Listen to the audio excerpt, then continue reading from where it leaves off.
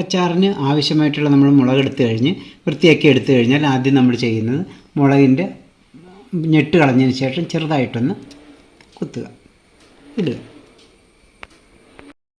എല്ലാ മുളകിൻ്റെ കീറി കൊടുക്കുക.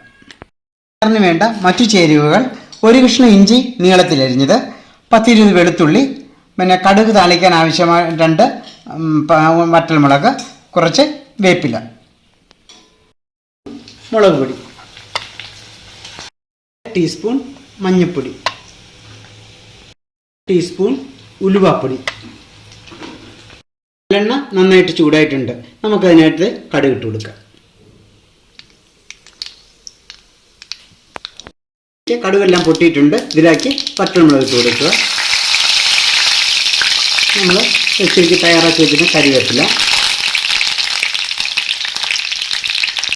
മുറിച്ച് വെച്ചിരിക്കുന്ന പച്ചമുളക്,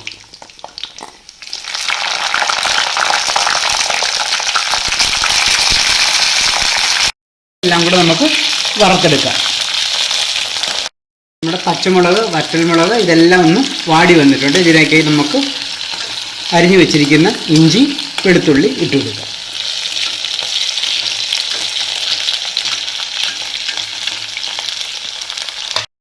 തയ്യാറാക്കി വെച്ചിരിക്കുന്ന പൊടികൾ ഇട്ട് കൊടുക്കുക.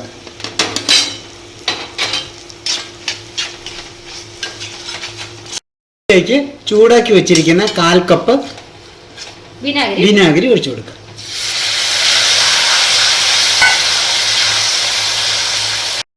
പാകത്തിന് ഉപ്പിട്ട് കൊടുക്കുക.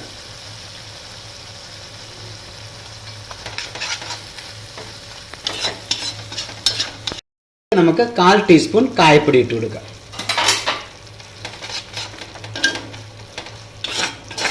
അപ്പം നമുക്ക് ഇതിലേക്ക് എല്ലാം റെഡി ആയിട്ടുണ്ട്. ഇതിലേക്ക് 1 സ്പൂൺ ശർക്കരപ്പൊടി ചേർത്ത് കൊടുക്കാം.